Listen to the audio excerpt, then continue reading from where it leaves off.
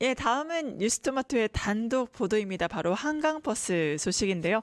어, 한강버스 사고 보고서를 뉴스토마토가 단독으로 입수했다고 합니다. 네, 맞습니다. 한강버스 102호가 멈췄던 11월 15일 아침 발전기 고장으로 비상운행을 한 104호가 비상운항이 됐습니다. 그런데 이거 역시 9월에 발전기가 고장을 낸 이력이 있다고 합니다. 서울시청이나 한강버스는 그간 단 한 번도 사고 보고서를 공개하지 않았는데요. 우리 뉴스토마토가 단독 입수한 한강버스 멈춤 사고 보고서 관련 보도 영상으로 먼저 만나보겠습니다. 지난 11월 15일 발생한 멈춤 사고를 일으켰던 한강버스 102호는 9월에도 조타장치 관련 고장이 2차례나 있었던 것으로 확인됐습니다.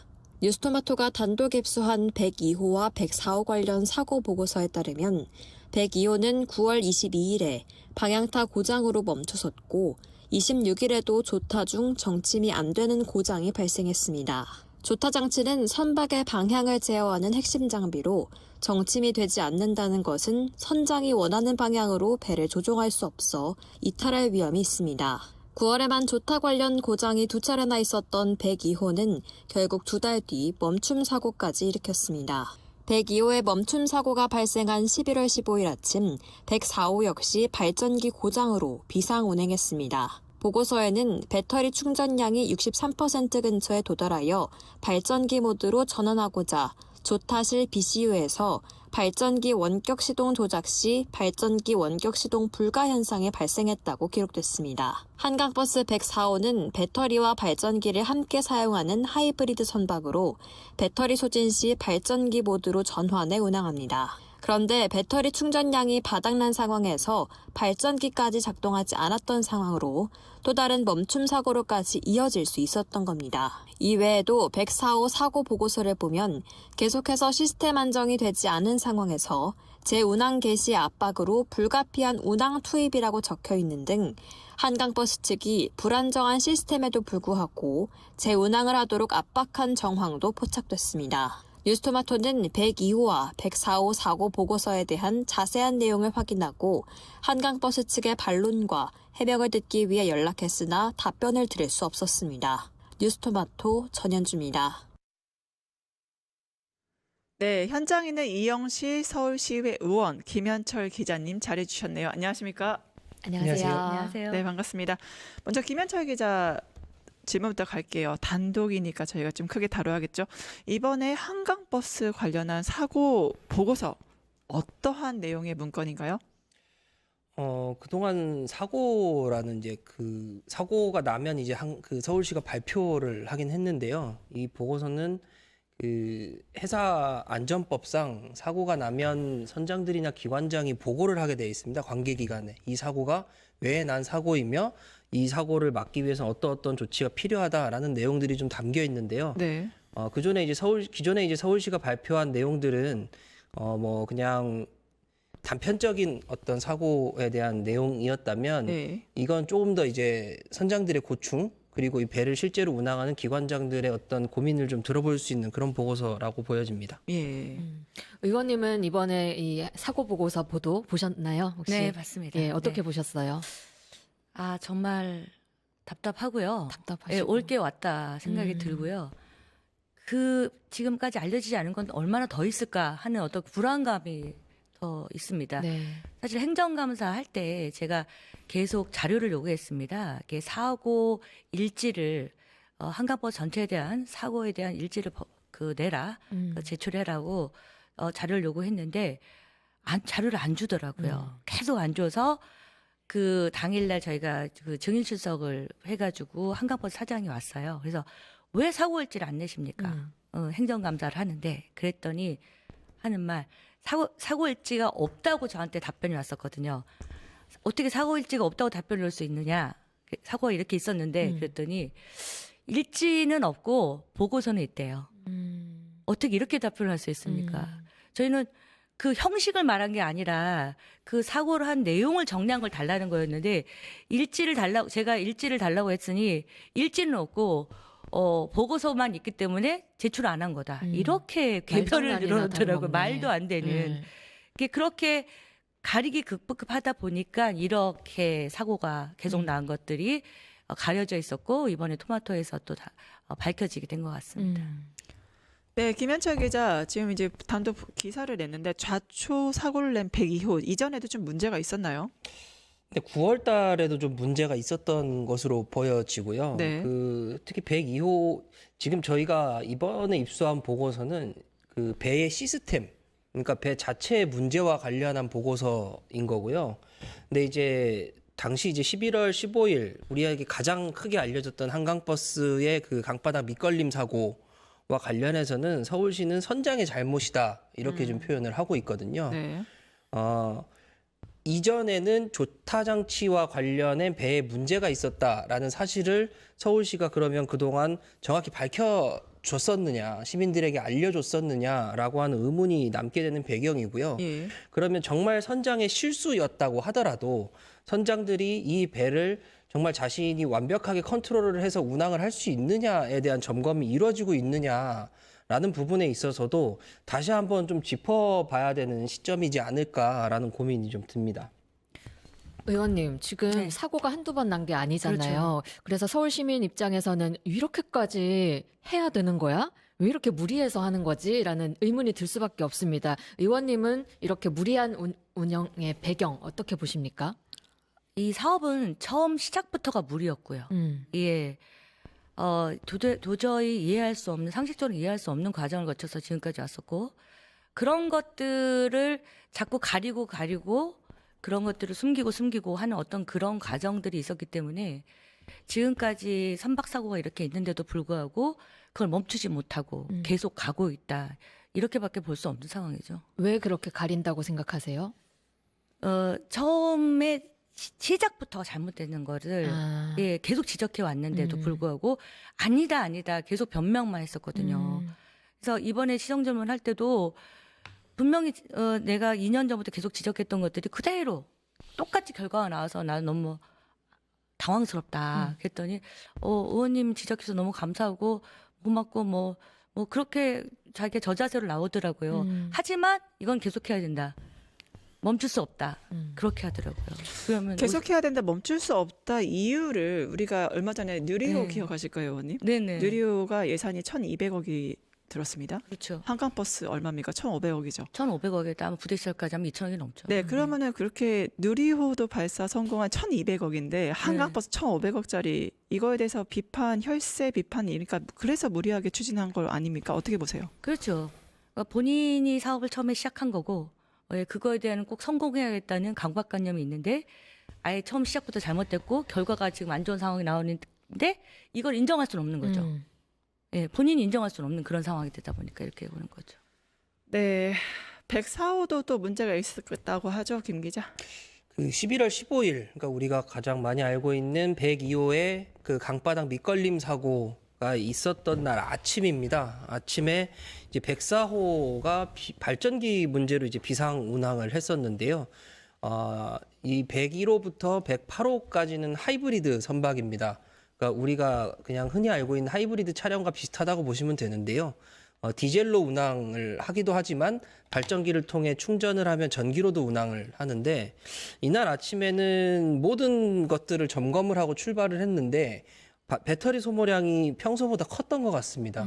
그러다 보니까 이제 디젤 운항으로 좀 전환을 하려고 하는데 발전기 모드가 작동이 안 되는 거예요. 네. 발전기 모드가 작동이 안 되고 원격 시동 불가 현상이 그러니까 배가 갑자기 시동이 안 걸릴 수도 있는 이런 상황이 돼버렸는데 다행히 선장이 빨리 판단을 해서 배터리 모드로 다음 선착장까지 운항을 해서 인명사고는 발생하지 않았습니다. 네. 똑같이 한강 한가운데서 멈출 뻔한 사고가 발생을 했다는 건데 여기서는 좀 충격적인 그 문장이 등장해요. 사고의 원인으로 이 기관장이 지목한 것은 컨트롤 시스템 불안전으로 상당 기간 점검 그리고 확인하는 절차가 진행 중이었다. 그런데 재운항 개시의 압박으로 불가피하게 운항이 투입됐다라는 거거든요. 그러니까 조금 전에 의원님이 말씀을 하셨던 것처럼 뭔가 이제 이제 한강버스 운항과 관련해서 이제 문제가 제기가 되고 한 달 정도 이제 그 정비 기간을 준 다음에 11월 1일부터 재운항이 개시가 됐는데 여기서 또 다른 문제 또 다른 문제가 발생하면 안 된다라고 하는 서울시가 압박을 느꼈던 건지 재운항 개시에 대한 압박을 통해서 결국 이 104호를 그날 운항을 할 수밖에 없었다라는 내용이 이 보고서에 담긴 겁니다. 네, 결국엔 두 분께 좀 질문드리지 않을 수가 없는데 네. 최근에 4일에 바로 첫 눈이 내렸고 퇴근 대란이 있었습니다. 네. 그러면은 이런 퇴근 대란 속에서 서울에서 경기권 간 5시간 걸렸다 이런 것도 있었는데 네네. 11월 15일 날 사건이 발생했는데도 운행을 계속하고 계속하고. 결국엔 이 첫눈에서도 퇴근 대란이 일어나는데도 한강버스, 그러니까 눈도 제대로 안 치운 오세훈이잖아요. 네. 결국엔 결론적으로 눈을 안 치우면 한강버스 인기가 오르니까 이게 무리하게 강행하는 겁니까? 어떻게 봐야 됩니까 이거? 근데 결국은 한강버스 운행을 못했어요. 시야 확보가 안 돼서. 눈이 너무 많이 와서. 결국은 그렇게 된 거죠. 한강버스 효용이 없는 거네요. 효용이 없는 거예요. 어. 그럼 차라리 그 눈이 와가지고 못 움직이면 한강버스라도 움직이면 되는데 그것도 아니에요. 그럼 한강버스는 도대체 어떨 때 움직이는 걸까요?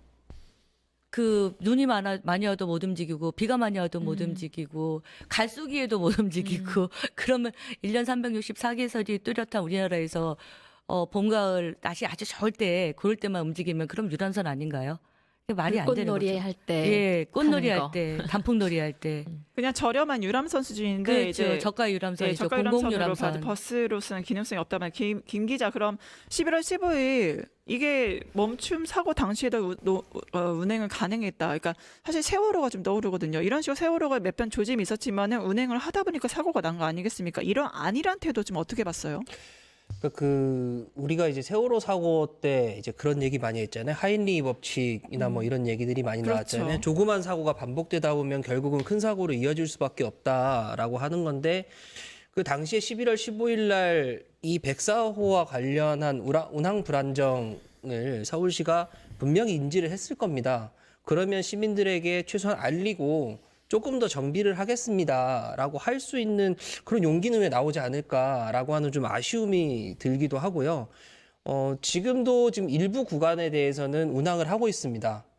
현재도 운항을 하고 있는데 이 부분과 관련해서 시민들이 정말 이 한강버스는 안전해 내 교통수단이 돼줄 수 있어라고 하는 시민들이 얼마나 될지 잘 모르겠고요. 사실 저한테도 한번 타봐라라고 하면 저 같아도 사실 좀 무섭고 부담스러울 것 같아요. 그 부분에 있어서 좀 이제 서울시의 태도가 아쉬운 건 사실입니다. 이번에 이 사고 보고서에 대해서 한강버스 측 입장이 좀 있던가요?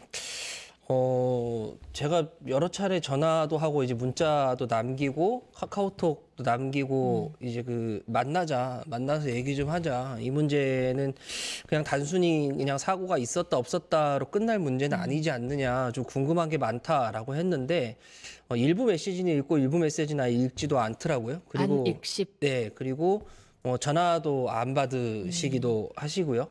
근데 제가 좀 충격적이었던 거는 11월 15일 사고 이후에 11월 19일이었던 것 같아요. 제가 오늘 방송 전에 다시 한번 그 한강버스 대표님과 통화를 할 때 통화 마지막 부분에 이제 한강버스 대표가 이제 했던 말 좀 충격적인데 김 기자가 이 선박에 대해서 잘 모르고 지금 취재를 하는 것 같다. 거의 모든 선박들은 조금의 문제는 다 안고 운항한다. 그런 문제는 조금씩 보완하면서 운항을 하는 거지. 이걸 뭐 이렇게 마치 침소봉대에서 마치 큰 일인 것처럼 이렇게 얘기를 하느냐. 네, 오세훈 시장도 굉장히 경미한 장고장이라고 이거 치부하긴 했죠. 그래서 제가 그래서 다시 한번 여쭤봤습니다. 대표님한테. 아니, 시민들에게 이렇게 말하면 시민들이 어떻게 반응을 하겠냐. 조그만 문제라도 모든 걸 완비한 상태에서 운행을 해도 시민들이 이걸 탈까 말까 하는데 그렇게 대표님이 말씀을 하시는 건 안전불감증에 대해서 시민들에게 그냥 그대로 그냥 노출하는 것밖에 되지 않는다. 이 부분과 관련해서는 좀 시정을 하셔라라고 했음에도 시정을 하지 않으시더라고요. 이게 지금 현재 서울시와 한강버스 측이 시민들을 대하는 태도가 아닌가 싶습니다. 네, 의원님. 지금 운영사나 오세훈 시장 그 행태를 보고 있는데 오세훈 시장 이렇게 말했어요. 이 1,500억짜리 힐링에 대해서 네. 이거는 힐링이고 자유이고 치유이다. 네. 결국에는 그럼 유람선이죠. 예. 근데 이거는 솔직히 계속 사고 조짐들이 많이 보이고 은폐하고 있잖아요. 그러면 네. 결국엔 다치거나 누가 죽어야 멈출 건가? 이 사고에 대해서 굉장히 그렇죠. 우려하는 사람이 많거든요. 정말 끔찍한 일입니다. 네. 여기서 문제점은요. 한강버스를 그러니까 리버버스 이렇게 뭐 버스라는 이름을 붙여버리니까 오세훈 시장은 이게 진짜 시내버스로 착각하고 있습니다. 예. 그래서 그냥 잠깐 쓰면 손님들 내려가지고 또 갈아타고 이렇게 가도 되는 시내버스라 생각하는 거예요. 네. 제가 시정질문을 할 때 네. 신안에 마침 신안 그 유람선 그 여객선이 자초돼가지고 그 일이 있었잖아요. 그래서 그리고 이틀인가 저희가 시정 질문했어요. 그래서 신안에서 이렇게 바다에서 자초돼가지고 이렇게 국민들이 어려움을 겪었는데 자, 바다에서 자초되는 거는 엄청나게 큰 일이고 한강에서 자초되는 건 아무 일이 아닌 거냐 그렇게 말했더니 왜 자초라고 하십니까? 이러는 거예요. 이게 자초가 아니고 뭡니까? 배가 움직이다가 밑에 어떤 물건에 부딪혀서 어떤 물질에 부딪혀서 쓴 거는 자초지 그게 자초가 아닙니까? 이제 가만히 있더라고요.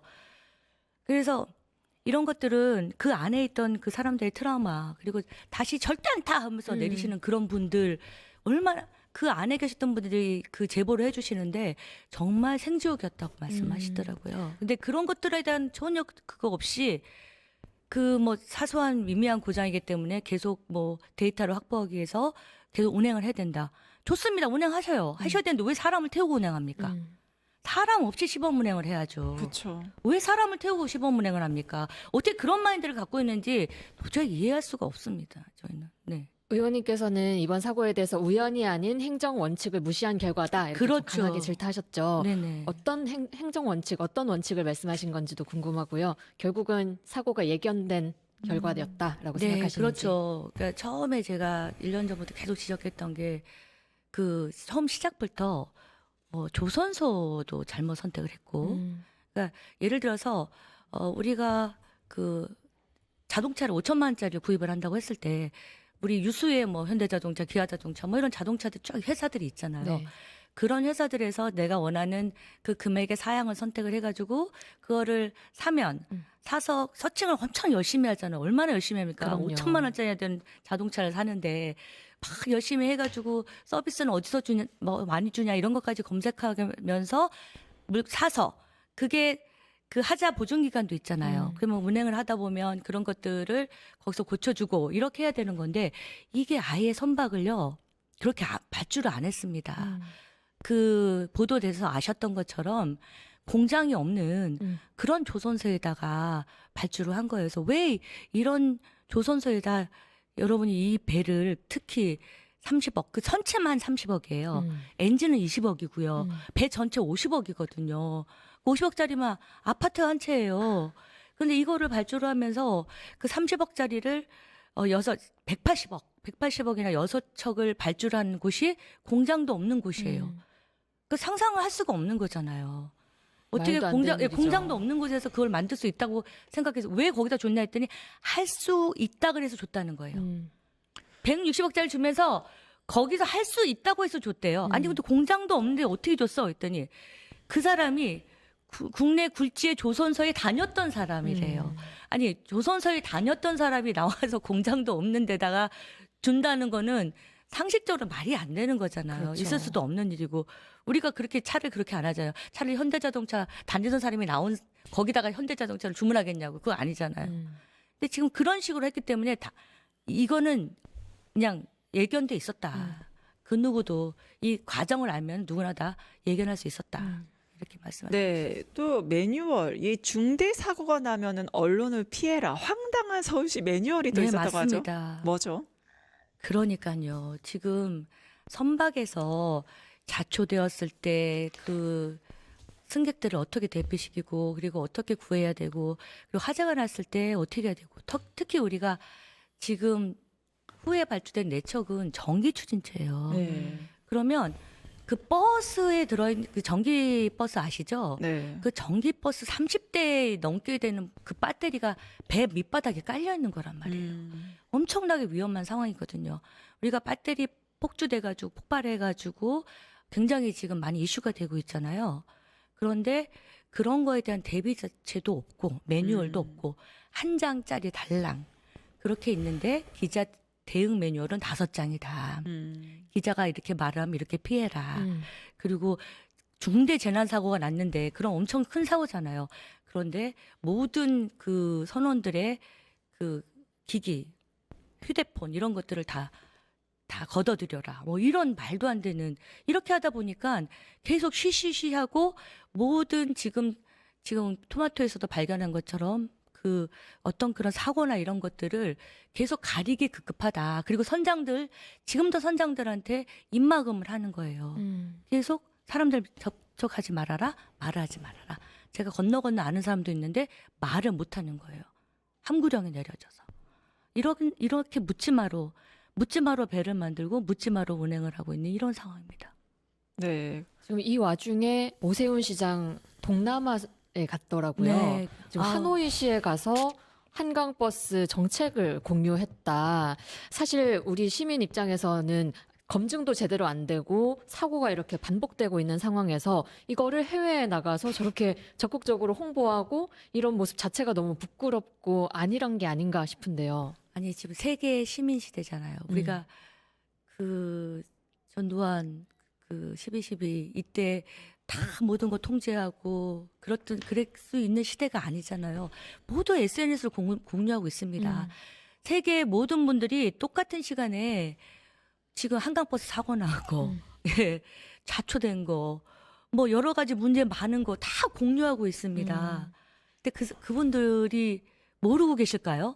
근데 거기 가서 그렇게 얘기를 했다? 정말 창피한 일이고 정말 부끄러운 이런 일이죠. 예.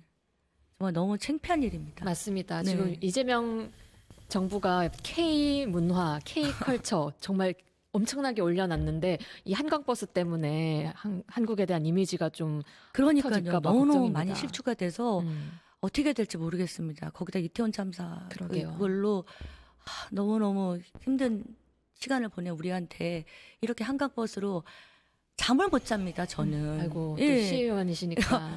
그 내용을 아는 사람들은 우리 김현철 기자님도 마찬가지일 거예요. 그 내용을 속속들이 아는 사람들은 잠을 잘 수가 없습니다. 그래서 한강버스 제가 불러놓고 제가 그랬어요. 여러분 잠을 잘 수 있어요? 이제 그렇게 물어봤습니다. 그랬더니 아무 말도 못하더라고요. 결국에는 눈물과 빗물의 한강버스면 오세훈의 눈물, 빗물에도 네. 멈추는 한강버스인데 맞습니다. 이러한 말도 안 되는 한강버스가 서울시 올해 10대 정책에 오르기도 했네요.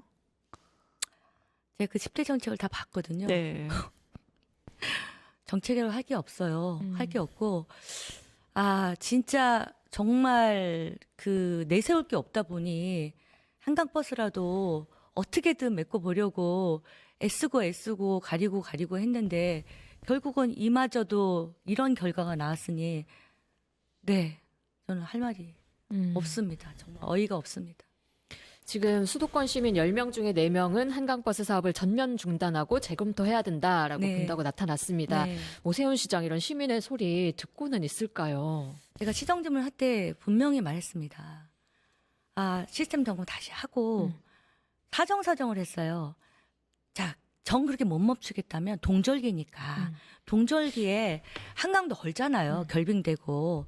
그리고 그 추운 겨울에 누가 한강까지 가서 그걸 타고 가겠습니까? 그러니까 손님도 그 여객수도 줄어들고 할 테니 동절기를 맞이해서 그거 핑계로 해서 배를 멈추고 전면 검토를 한 다음에 아주 아무 문제가 없다는 판단이 연휴에 꽃피는 춘삼월에 다시 운행해라. 제가 그렇게 얘기했는데 그때 또 그러는 거예요.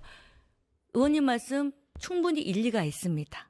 오세훈 시장이요? 네, 충분히 일리가 있습니다.